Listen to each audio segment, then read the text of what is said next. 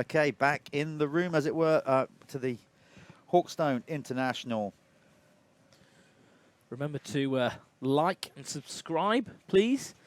If you're watching us on YouTube, make sure you subscribe to the channel and you can see more of these events popping up throughout the year. Of course, free of charge. And if you're watching on Facebook, make sure you give the stream a little like. Comment away, you know. We will try and get back to you all, or at least somebody will. And also, make sure you like the Facebook page as well. Again, if you want to see some more of this, just watching Luke Burton getting his whole shot device put on there. Look how low that front end is. Well, you can see there, yeah, some of the bikes, Alice, being pushed right down.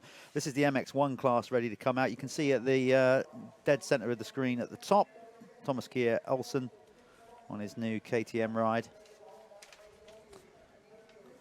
He had, what do you have, an 8th in the opening moto, something like that. Of course, he must have crashed in the whoops or something happened because we saw him, the last shot we saw him in the race was actually facing the wrong way. Yeah. So we can only assume he went end over end and had to, you know, ended up picking the bike up the wrong way around. So this is what we call the kind of parc fermé waiting zone. All the guys come down, they roll up into the position they qualified in time practice this morning, and then they go to the line. Again, if you're new to the sport, there's not designated numbers on the start gate. What it means is if you're the fastest in qualifier, you get the first pick of anywhere on the start gate, and then it goes on. Obviously, the gate gets filled. If you're the 40th guy, you've got not much choice. No. Get what you're given. Yeah. So, yeah, Thomas Kier Olsen there at the front in shot there. He's, like, yeah, that new team in MXGP, Dega Procross KTM. The 32 is up there as well. Brent Van Donnick riding for Riley Jumbo Yamaha. Again, another team sports supported by Jumbo. And where would you shop if you lived in Belgium? I'd shop at Jumbo. Why would you not? To be fair, mate, you've put me on the spot with that one. I've never really stopped to think about... I'd be straight there buying my penguins from Jumbo. Oh, you're a penguin fan, are you? I do like a penguin. Okay. If anybody's listening from around the world doesn't know what a penguin is, buy one. It's not. You need. Well, no, hold on. They're good though, aren't they? You need to explain that it's not an Antarctic or no, I don't like bird. Eat. A lot of people won't know that a penguin is a chocolate bar in the UK. Yeah, yeah. Let's just put that out there first. It's like a chocolate bar with a biscuit in it. All right. By the way, are you trying to hedge to get a load of free penguins arrive at your door? I just want someone to bring me a penguin. Would be great. Right, enough of our eating habits and shopping habits. I'm always going down those routes. Yeah, well, I do too. Who cares? There is your opening moto winner, Brian Borges. Yeah, on the stand-in construct. I mean, most of these top teams, obviously, just the setup always look cool. Graphics look good. Kit looks good. Yeah, I have to say, they're selling themselves. They look good though. I do like the the white kit and the. Do you know what? You know the factory team as well, the MX2 team, Thomas Kier Olsen. Yeah. I like it without the Rockstar. I'm a fan. Right. Yeah. I think it looks more factory made. It's a bit like proper Husqvarna. There you know go. what I mean? Get rid of that drink. You know. I don't know. Look, I've got nothing against Rockstar. I just think it looks super professional and clean. Oh. Just having Husqvarna on the side of the bike, because at the end of the day, they're the brand. They should be. That's how Kawasaki have done it now. No Monster, you know. So the outcome of the last 3 minutes of conversation is that Callum's going to have a load of penguins arrive at his door, but no Rockstar. No, do you know what I mean? I think a brand, if you're a factory manufacturer, that on the side panel of your bike should say that manufacturer. End of story. Right, here we go. The guys are lining up for Moto 2 of the MX1 race here. There's Gav Stevenson, who basically had a bike issue in the first moto. We saw his bike steam and he came to a stop. Putnam we saw on the deck. There's Luke Burton on the first March MX Husqvarna.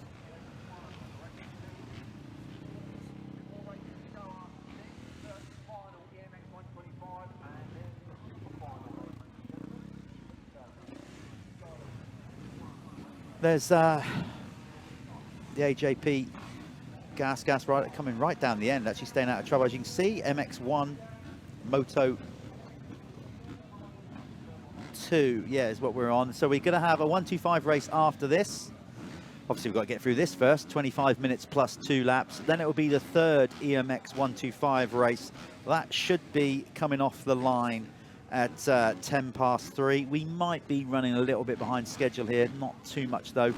And then we will be finishing off the Hawkstone International, brought to you by Ashbrook and Tough Sheet, with the MX1, MX2 Super Final. But right now, it's gate drop for MX1 Moto 2. There's Rob Clivero there. I'm going whole shot. He's a blast from the past, mate. He is. I'm going whole shot, cold and off. Let's go. Soon see. Oh, Millward sorry, with the blinder again. Watson. Yeah, sorry, I meant to say Watson. Oh, you meant to say Watson. Okay. And Simpson in second as well. So this is good for the two Brits. They're coming out swinging in this second moto. Millward got it pretty wrong there on that first ski jump. So it's 3 Brits at the front. We've got Watson, followed by Sean Simpson. I think that's Sean, isn't it? Yeah, that's Sean Simpson and Millward. Carrot Top, Sean Millward. Sean Millward. Jake Millward in third. I'm losing my mind. Losing my mind. Look at that healthy crowd. There's a good picture right there. Yeah, it is. It's good to see, especially with the weather as it is. I thought it was going to put people off. It definitely has not. Keir Olsen looks like he's... Thomas Keir Olsen looks like he's made a move on Jake Millward for third there. Through, we call them, like I said, those whoops used to be longer, bigger. Rollers, really. Yeah, they were these huge rollers. They've kind of just been mellowed out down the years, but we still call that the whoop section of the circuit. I think it's more to cater for the amateur racing, isn't it, as well? Like. Under the Ashbrook Bridge. And it's going to be Ben Watson, though, who's going to lead across the stripe on the opening 3/4 of a lap. Of course, the finish line is sort of halfway around as where the start is, so it's not a complete full lap. But no, so Boger's up there as well. Just saw him go around Millward, just pushing him back. Nice a move by Kulas actually there on Martin Barr. Very clever. In fact, he's got 2 for 1 as he gone past Jake. Has he done it? He might get him up the hill. Has he gone past AJ? No, not quite. So what did James Stewart used to say? 2 for 1 special. That's what he said on it. All right. Back in the day. Simpson lovely up that section. You see he jumped up into that corner. Yeah. The only one so far that's done that. Doing Belgium stuff. Sean, obviously, great sand rider. Won GPs in sand, won a GP in Lommel, if my memory serves me right. 4 GPs. So Sean knows his way around the soft stuff.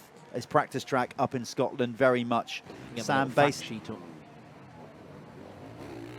As Verlanderen also goes past Jake Millward on this opening lap. But right now it's Kawasaki factory racing. So Sean Simpson has 4 MXGP wins to his name, 7 race wins and 6 podiums. There we are. Good work. He's obviously on a new team this year. Same bike, new team. Is it Gabriel? Well, he's still kind of doing his thing, yeah, and the guys at Gabriel have got involved to help him out. So they're involved with it as well. They're sort of the title sponsor, really, of what Sean's doing. You know, still very much running his own program with his dad, Willie, you know, and driving around and doing all that. But they've got some support from Simon Gabriel and the guys down there on the south coast, so big up them. Brian Boger's looking good. He'll have some confidence in that first race. Definitely.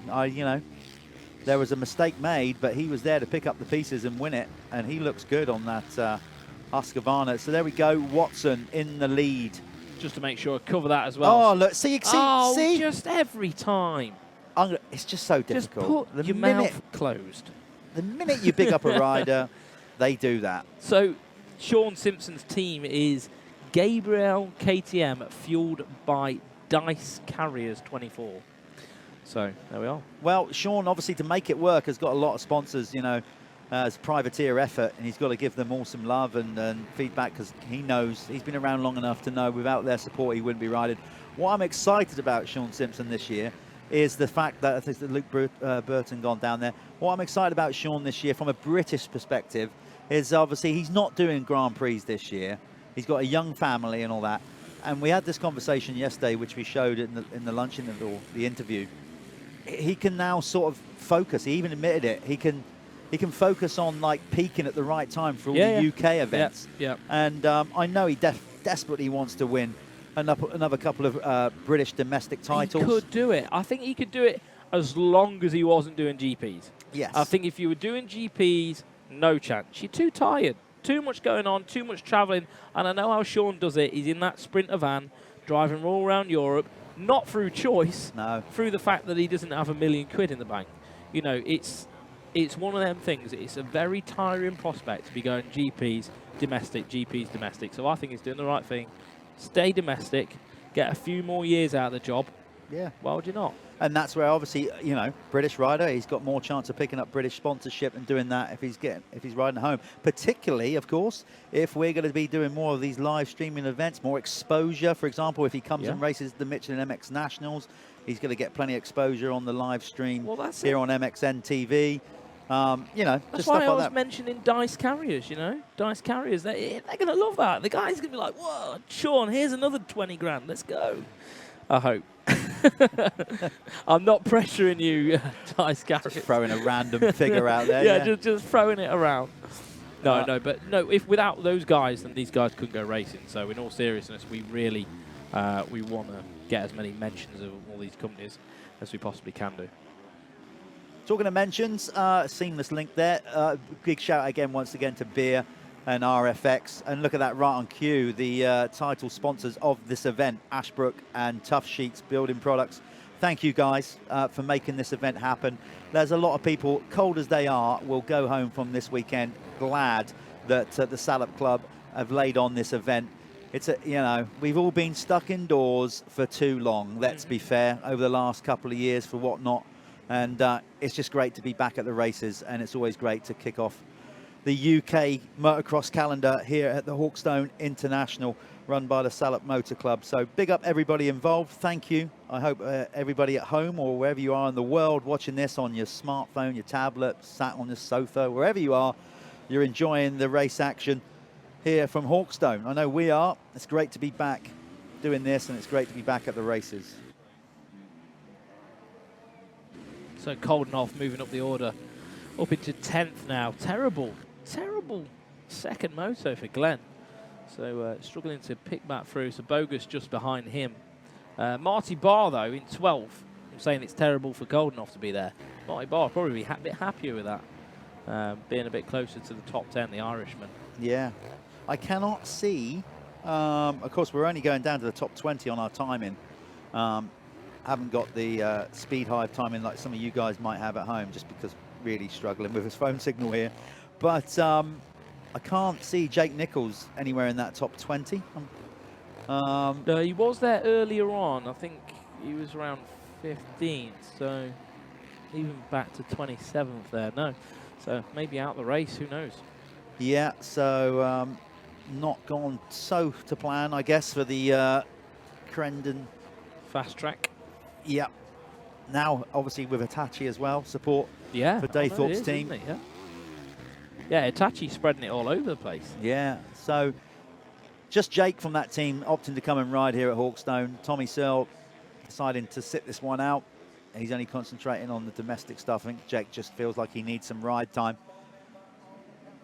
Yeah, he's probably not going to be too bummed about it. He just wanted to get behind the gate, probably. He had a lot of time off, hasn't he? But hey, Ben's looking pretty good right now, isn't he?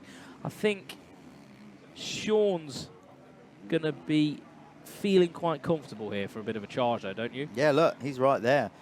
It's not like these guys haven't raced together before, but obviously you could argue that Ben Watson is not at the complete other spectrum end of his career, because he's not a youth rider, but you know, he's got the MX1 class all ahead of him to try and obviously stamp a name for himself with this factory racing team, Kawasaki team ride, whereas Sean has just announced, obviously, last year that he is no longer racing Grand Prix, so his GP career is over, whereas we'd like to think in MX1, Ben's is just starting. Well, it is really, because he only had 1 year last year in the class. Yeah, so Ben's 23? I think so. 23, yeah, so he's young, you know, realistically, with how athletes are at the minute, we've probably got another 10 years of Ben Watson, really, if he can play his cards right and, you know, make some good choices. he could he could be a Grand Prix, you know, GP winner. Yeah, why not? You've got, you know, like I said, Ben's got to start believing that.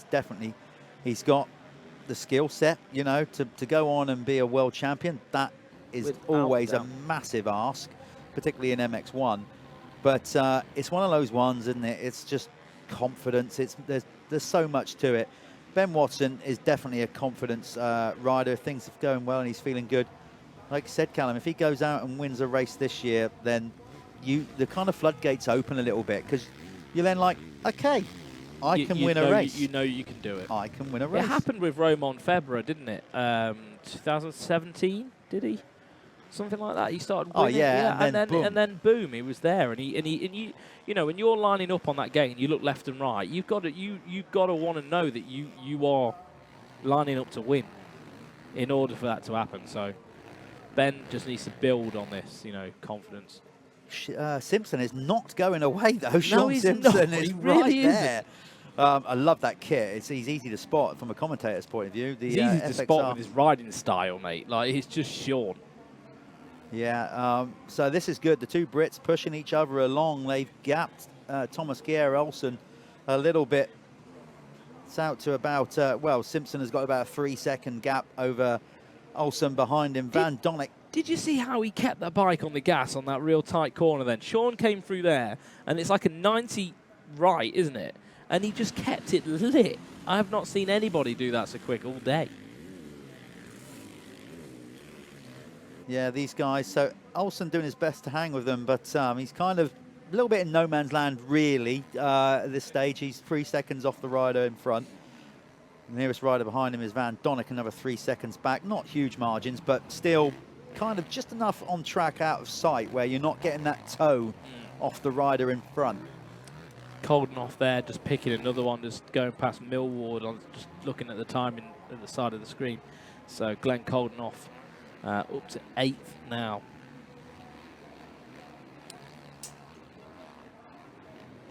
There's the Scotland flag, St Andrews.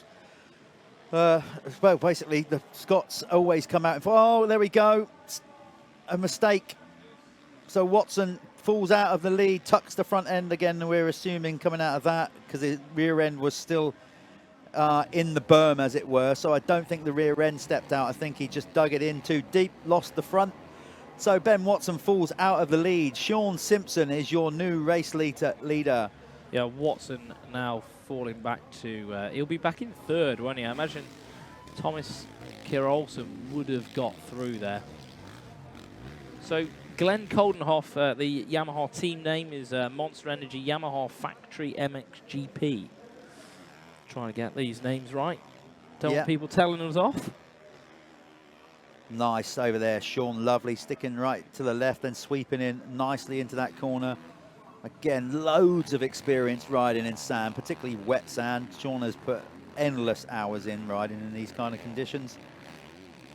Opting to run the handguards, which is sometimes pretty good. It's, you know, obviously it stops all the roost going into the bars, but sometimes even when it's cold, it does make a difference, actually. You don't have the wind chill on your hand, believe it or not, so much. So Sean rocking the handguards, and there are actually buried in the Hawkstone dirt quite a few big sort of sandstone stones that occasionally fly out. We saw one fly out of a rut earlier on. He's looking good here, though. He's saying that, though. Thomas Gehr-Olsen is not too far behind. There he is.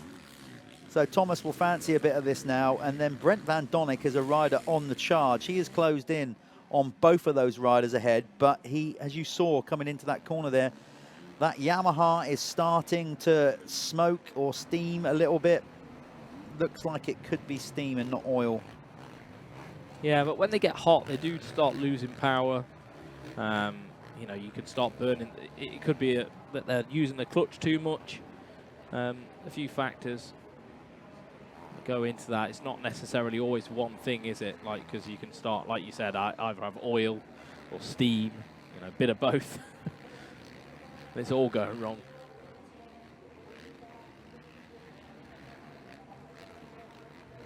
Yeah, this is going to be. It'll be interesting to see how Ben Watson reacts to his crash here. because towards the end of the opening moto, again, he was good the latter part of the race, but he might have just lost a little bit of momentum with that crash, you know. And as you know, sometimes, Swanee, there's two ways a crash would go. Sometimes you crash and, you know, you just don't think about anything thereafter. Yeah. We call it like red mist, but it's not. And you suddenly you just ride amazing and charge through the pack. I think it's the adrenaline, isn't it? You know, you got that adrenaline spike again. Or, you know, you can be like, oh, it goes the other way, exactly. I can't do it now. Like, depends how much energy is used at the start of the race. Well, how a Belgian man would say it, too much of the physical. Nice. But it can go either way sometimes, and no, definitely. I don't know where Ben's head is at after that crash. Big gap though back to Ben from these guys now. Yeah. So as you can see on your screen, Villander is there in 5th. AJ Arminas Jasikonis is there in 6th, ahead of Coldenhoff, who was not so good in this race. No, Maybe I think he may be riding amazing, but it was the start. You know, something went wrong on the opening laps of this moto for sure for Glenn Coldenhoff. But also, like we said, pre-season international, these guys want to dial in everything before we get. I know this is a very different track to Matterley. I appreciate that. You know, Matterley is more sort of clay chalk circuit. I mean, they churn it up and do a great job of it, but it's certainly not sand-based like this. So maybe between motos, they've tried a few things to make the bike better, and it hasn't worked. Yeah, yeah. It goes either way, doesn't it? I mean, and like this part of the year, everybody's trying to search for something. No matter if you think you've got the perfect setup, it's never perfect, is it? They're always trying to find speed somewhere. If you don't keep with that attitude, then you'll never get better, will you? So that's what they're all trying to do. They're all out there trying to do a job at the end of the day, and their job is to win races. Sean Simpson, though. Looking behind you stay looking where you're going, Sean. Actually, don't worry about these boys behind you. You focus on you. What I like about that is coaches and parents and everybody will tell so many kids, don't look behind you, directly behind you. Yeah. So Sean's just done everything that we try not to teach young riders to do. But the difference being, obviously he is a top level pro. He'll be doing it from a management perspective more than anything. But also good enough to ride probably 10, 15 feet or more with not even looking where you're going. Yeah, exactly. He'll probably be looking and going, okay. Oh, absolutely. I've got 4 seconds. I'm good.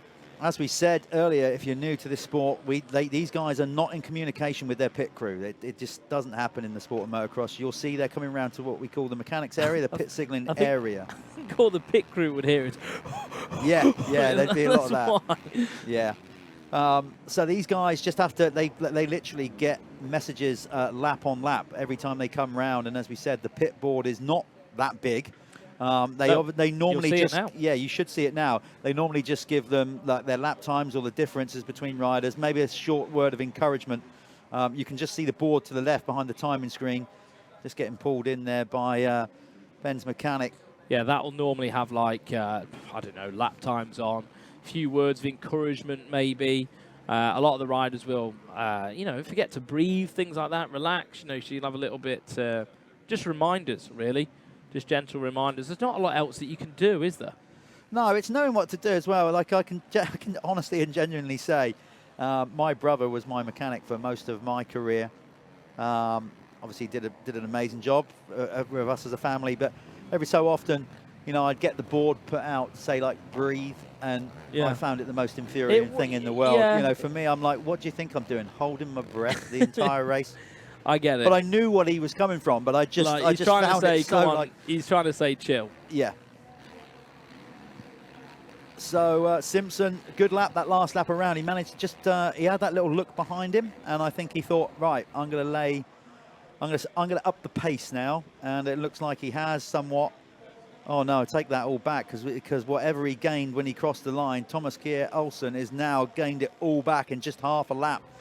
He's right on him now, Olsen. So there we go, we got 5 minutes. 6 minutes. Plus 1 lap to go in this 25 lap moto, plus one lap, sorry.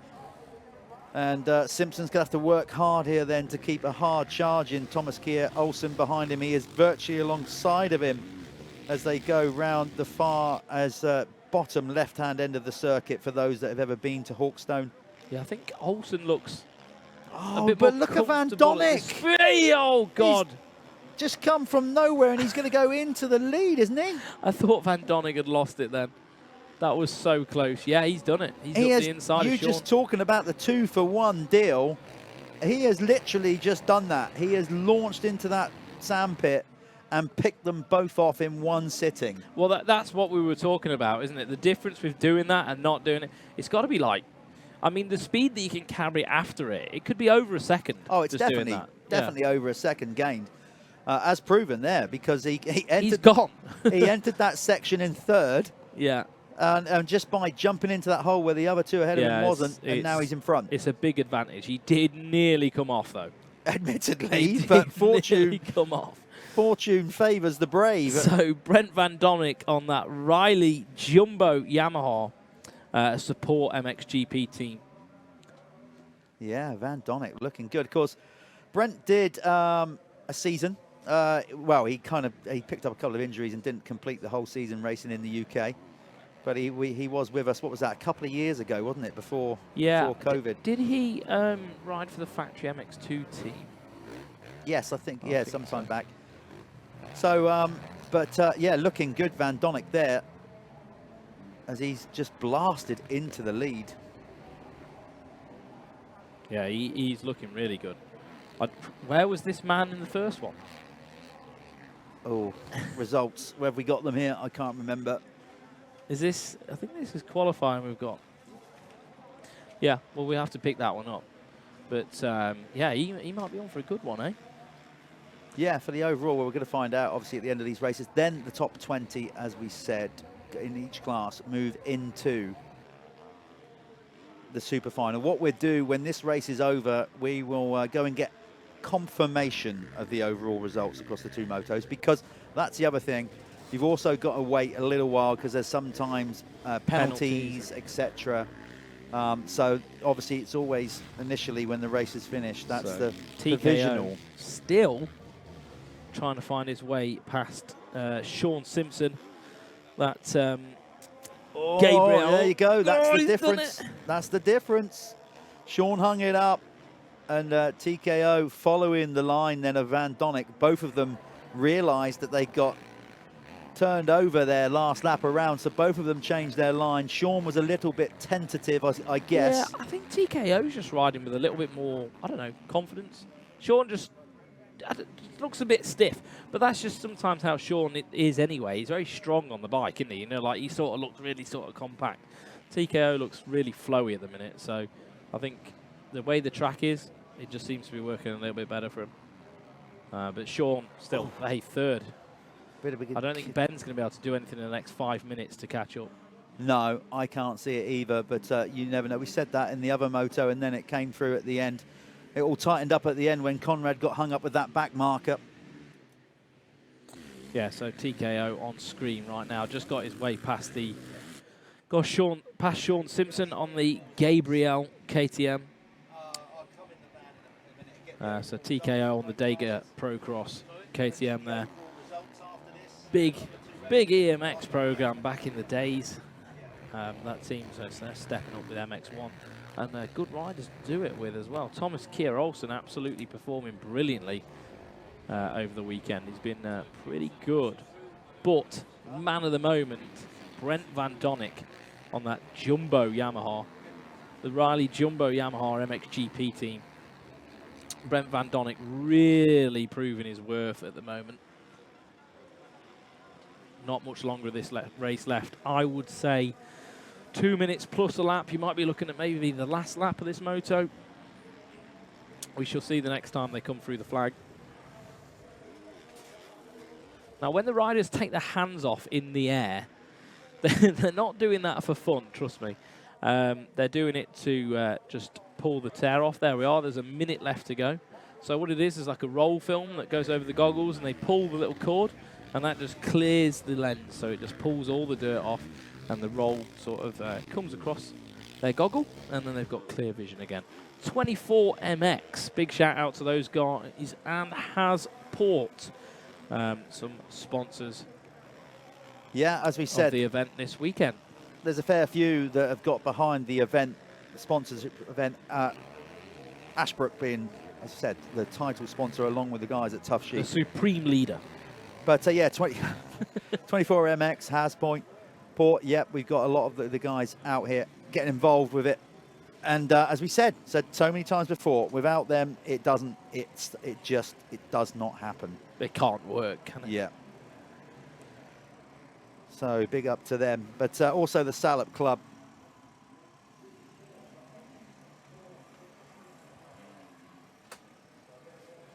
So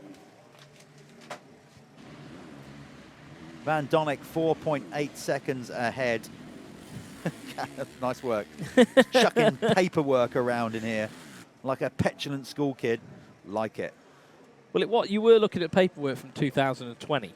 Oh yeah, somehow that landed on our desk. So yeah, obviously I'm going to name check these guys because we said it's a big thing to run a motocross event in the UK or anywhere in the world, and you can't do it without brand sponsors. So big shout out to Ashbrook and Tough Sheets. Of course, 24MX, Hasport, the guys at GP Graphics, Stefan and the guys down there in the West Country doing a great job with that.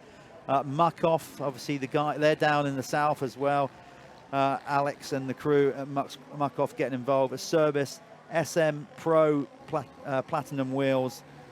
We got Tizers and then Braun Workwear. The guys at RFX, Metrics Engineering, NV Motocross Hubs. Goggle Tech, we've seen them. The guys at Liat, JKPT, that's J Kelly, MX Strength and Conditioning.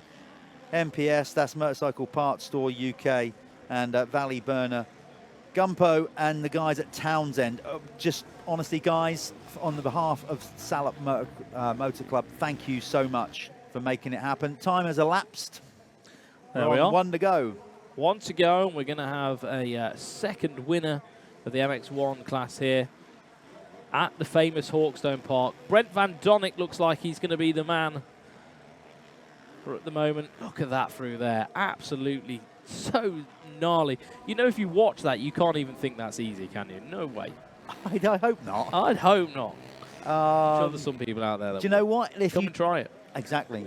I was just going to say, if you think it is, swing your leg over a motocross bike in just a flat field, put some cones out, rip around for 20 minutes, and then let us know what you think. Yeah. Of course, some of these guys, certainly for maybe the EMX 125 riders, some of them, I know the British riders, this will be their first race of the year. They would have probably suffered a little bit with what was, the dreaded arm pump. Again, if you've never ridden a motocross bike, it's basically kryptonite. It's horrible. Yeah, I mean, maybe if you've ridden mountain bikes, you've felt it when you go down a trail, when it's cold, and you're hitting the tree roots and you're grabbing the brakes, that feeling in your arms where you just got no control over the grips. But the difference with a mountain bike is over in 30 seconds. This, you've got to ride through it for 20 minutes. It's disgusting, isn't it?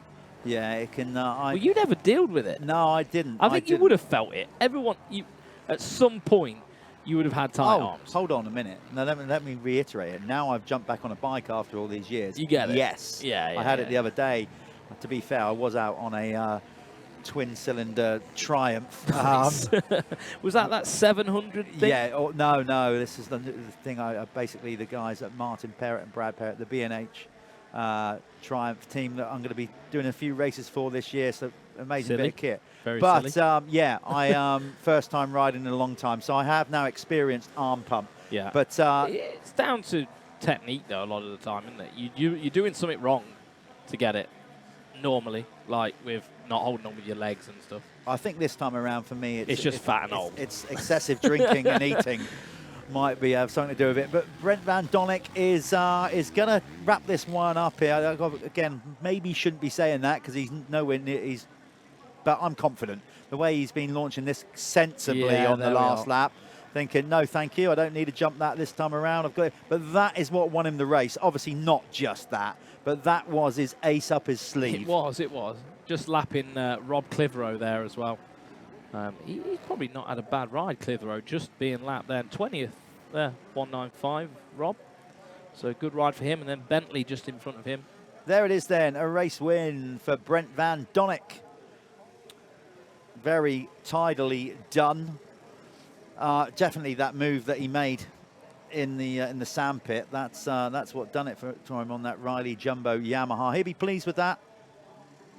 We are going to go and rush off now and get the combined results. Basically, what we should have, and it might be a little while. Callum might have to be a little while the guys print the results off, but we're going to get the overall winners here effectively, because that's how it works. Each class gets 2 motos each. You put the combined scores together, and whoever has accumulated the most points is the overall winner. And then the top 20 in each class will be coming out in the super final. Up next, we have the final EMX 125 race coming at you, and then after that, it is the super final. So, guys, quick break. If you want to go and put the kettle on, do whatever you got to do. Go and do it now, because we will be back with some racing shortly with the EMX 125s.